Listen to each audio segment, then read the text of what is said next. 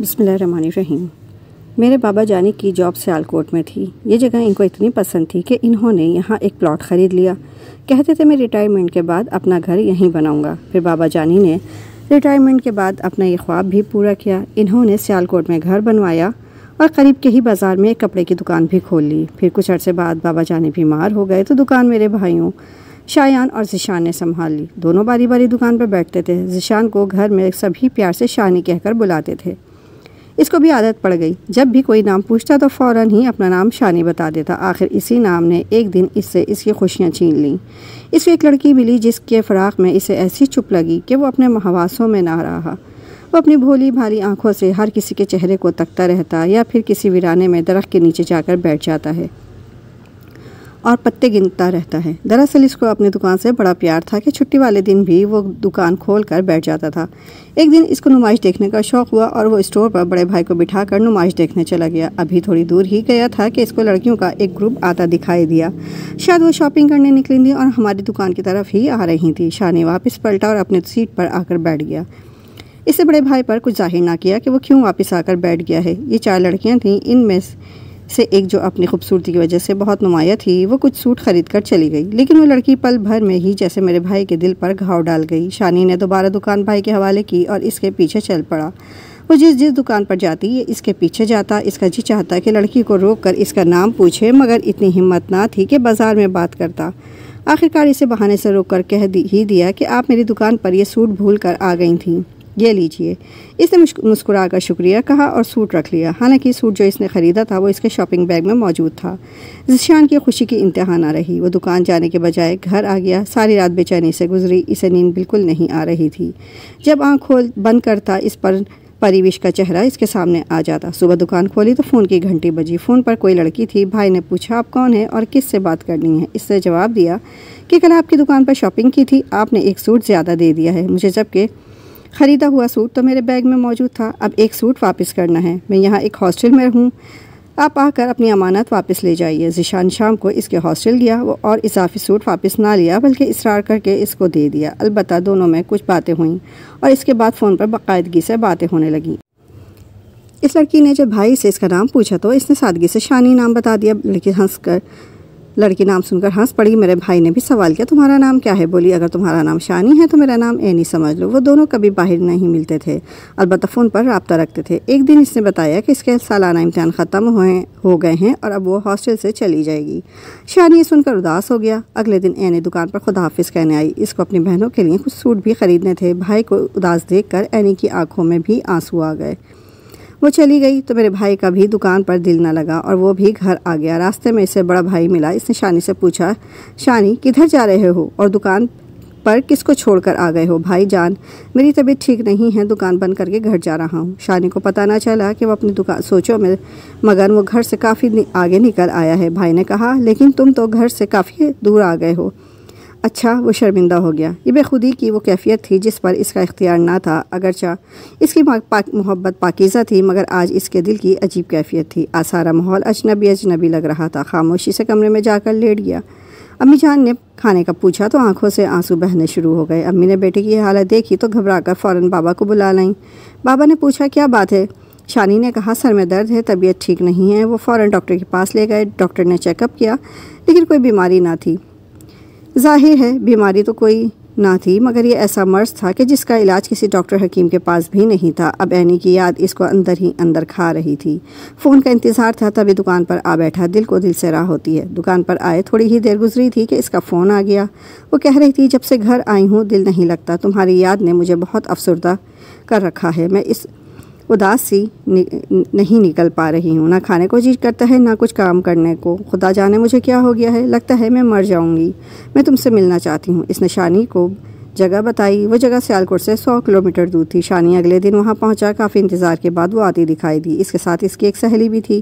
اس نے آتے ہی کہا شانی میں نہیں جانتی کہ میرے دل میں تمہاری محبت بس گئی ہے، میں اب تمہارے بغیر نہ جی سکوں گی۔ تم تمہیں مجھ سے شادی کرنا ہوگی۔ اس کی بے باکی پر شانی کا منہ کھل تکتا رہ گیا۔ اس نے شانی کو خاموش دیکھ کر کہا، کس سوچ میں کھو گئے ہو؟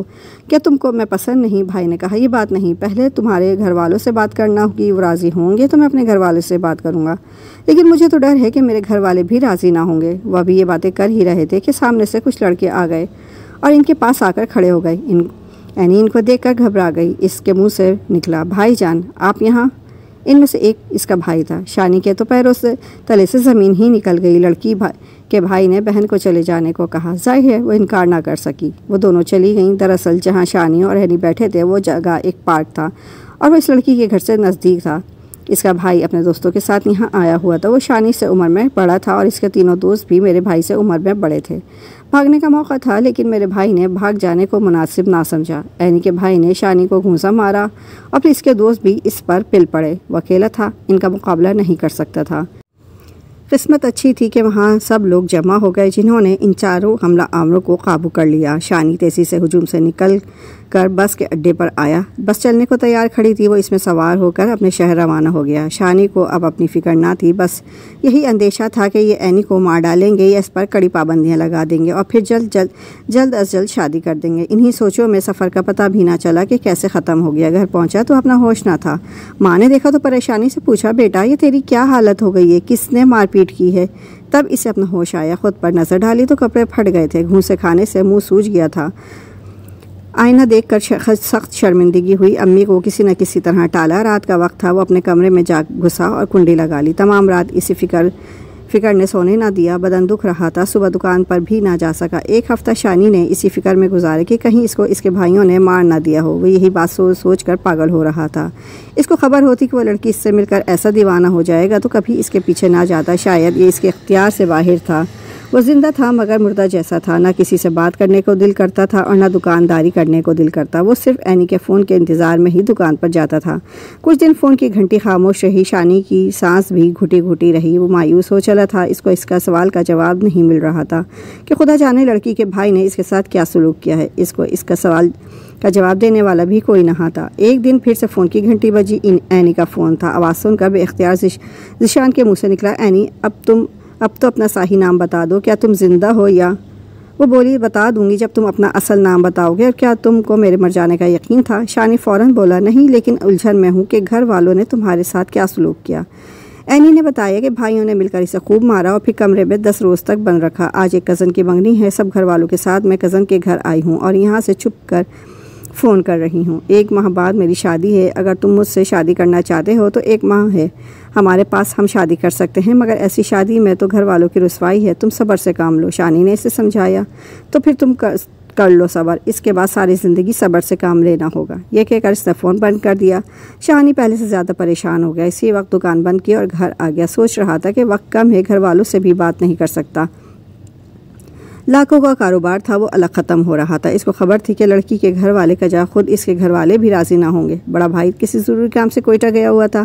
شانی نے ہفتہ بھر دکان نہ کھولی، طبیعت کی خرابی کا بہانہ کیے رکھا۔ 9ویں دن بابا جانی کے اصرار پر دکان کھولی تو فون کی گھنٹی مسلسل بج رہی تھی۔ ریسیور اٹھایا اینی تھی۔ 4 دن سے مسلسل فون کر رہی ہوں، تم فون کیوں نہیں اٹھاتے؟ طبیعت تو ٹھیک ہے، میں بیمار تھا۔ شانی نے بتایا، بیمار تو میں بھی ہوں مگر اس کا کوئی علاج نہیں۔ تم کل 2 بجے فلاں جگہ آ جانا، میں تم کو اپنے گھریلو حالات سے آگاہ کرنا چاہتی ہوں۔ اتنا کہہ کر اینی نے فون رکھ دیا اور وہ ریسیور کان سے لگائے سوچتا ہی رہ گیا کہ کیا کروں۔ اس کو رات بھر نیند نہ آئی۔ اس روز کی ملاقات یاد تھی، اچھی درگت بنی تھی۔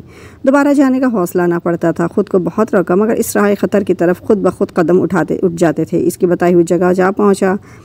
آدھے گھنٹے بعد وہ آتی دکھائی دی۔ آج وہ اکیلی تھی، ہاتھ میں تھیلا پکڑا رکھا تھا۔ شانی نے پوچھا، یہ کیا ہے؟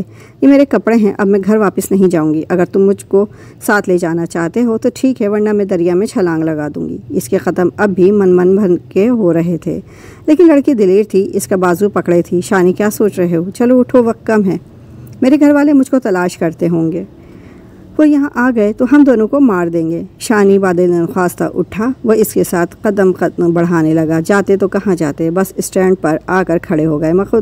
خدا کو کچھ اور ہی منظور تھا۔ 1 گھنٹہ گزر گیا، کوئی گاڑی نہ ملی۔ شانی گمسم تھا، جیسے اندھا، گونگا اور بہرا ہو گیا ہو۔ اینی کی آواز بھی اس کو سنائی نہ دے رہی تھی، جو چیخ چیخ کر کہہ رہی تھی، وہ سامنے دیکھو، نشیبی راستے پر میرا بھائی اور اس کے ساتھ نہ جانے کون کون لوگ آ رہے ہیں۔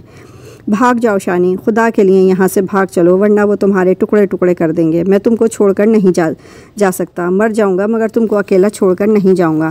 اینی جلدی سے بولی، نہیں دیکھو وہ 1 2 نہیں 10 15 آدمی ہیں وہ، اور ان کے ہاتھوں میں اسلحہ بھی ہے۔ وہ اسی ارادے سے آ رہے ہیں کہ ہم کو جان سے مار دیں گے۔ شانی نے کہا، ہم دونوں کو اب تمہارے بھائی کے ہاتھوں مر جانا ہی بہتر ہے۔ لیکن اینی مرنے کے لیے تیار نہ تھی۔ اس نے خدا اور رسول کی قسمیں دے کر کہا، یہ بیگ لے لو، اس کو آگے جا کر کہیں نالے میں پھینک دینا۔ میں تمہارے ساتھ بھاگ نہیں سکتی کیونکہ میں تیز نہیں بھاگ سکوں گی اور میری وجہ سے تم بھی پکڑے جاؤ گے۔ وہ یہاں آتے ہی مجھ سے الجھ جائیں گے، اتنی دیر میں تمہیں نکل جانے کا موقع مل جائے گا۔ مجبور ہو کر شانی نے اس کا بیگ تھاما اور مخالف سمت میں بھاگ کھڑا ہوا۔ تھوڑی ہی دیر میں وہ پہاڑوں کی اوٹ میں نظروں سے اوجھل ہو چکا تھا۔ تبھی وہ تمام اینی کے سر پر آ پہنچے، جس نے خود کو ایک پتھر پہ گرا لیا تھا اور اب بے ہوش پڑی تھی۔ ذیشان بھاگتے بھاگتے جنگل میں پہنچ گیا۔ یہ سردیوں کے دن تھے، شام قریب تھی۔ خوف کی وجہ سے اس کو وہیں پڑاؤ کرنا پڑا۔ ساتھ کوئی چادر تھی اور نہ کھانے پینے کا سامان۔ اینی کے کپڑوں کا تھیلا تو اس نے راستے میں نالے کے تندور تیز پانی کے سپرد کر دیا تھا۔ اس کے زندگی کے دن باقی تھے جو اتنی سردی کے باوجود وہ بچ گیا۔ کالی لمبی رات جوں تو کر کے گزر گئی، مگر یہ رات قیامت سے بڑھ کر لمبی تھی۔ صبح پھٹتے ہی وہ روانہ ہو گیا۔ راستے کا پتہ نہ تھا، خود کو قسمت پر چھوڑ دیا۔ جس سے راستے سے آیا تھا وہ بھول چکا تھا۔ گھنٹہ بھر یوں ہی چلتا گیا، بالآخر سامنے سے ایک شخص دکھائی دیا۔ شانی نے اس سے بڑی سڑک کے بارے میں پوچھا۔ وہ کوئی نیک انسان تھا، کہنے لگا، سڑک تو بہت دور ہے، تم راستہ بھول جاؤ گے، میں تمہارے ساتھ چلتا ہوں۔ وہ شانی کے ساتھ ہو گیا۔ کافی دیر کے بعد وہ بڑی سڑک پر پہنچ گئے۔ شانی نے اس کو کچھ رقم دی کہ وہ بہت قریب تھا۔ اس نے اتنا وقت بھی شانی کی خاطر خراب کیا تھا۔ شانی وہاں کسی سواری کے انتظار میں کھڑا ہو گیا۔ تھوڑی دیر بعد گاڑی آ گئی۔ وہ گاڑی میں بیٹھ کر گھر آ گیا۔ امی نے پوچھا، کہاں چلے گئے تھے اور یہ کیسی حالت بنا رکھی ہے؟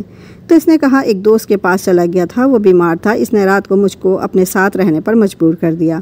شانی نے امی سے بہانہ کیا اور اپنے بستر پر گرا تو ہوش ہی نہ رہا، کیونکہ رات بھر سردی میں بیٹھے رہنے سے حالت خراب ہو چکی تھی۔ اگلے دن اٹھا تو حالت کچھ بہتر تھی۔ شکرانے کے نفل پڑھے کہ اللہ پاک نے عزت اور زندگی دونوں رکھ لی تھی، مگر اب فکر تھی اینی کی۔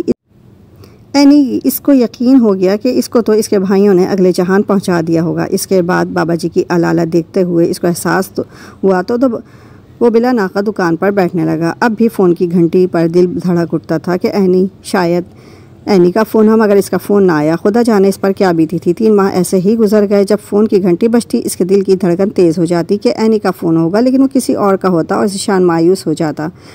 دن یوں ہی گزرتے گئے، اس لڑکی کا کچھ پتہ نہ چلا۔ حالت یہ تھی کہ شانی صبح مشکل سے دکان پر جا پاتا اور شام کو گھر آ جاتا۔ وہ دکان پر ہی جاتا ہی یہ امید لے کر تھا کہ شاید آج اینی کا فون آ جائے، ورنہ اس میں تو اب چلنے کی بھی ہمت نہ تھی۔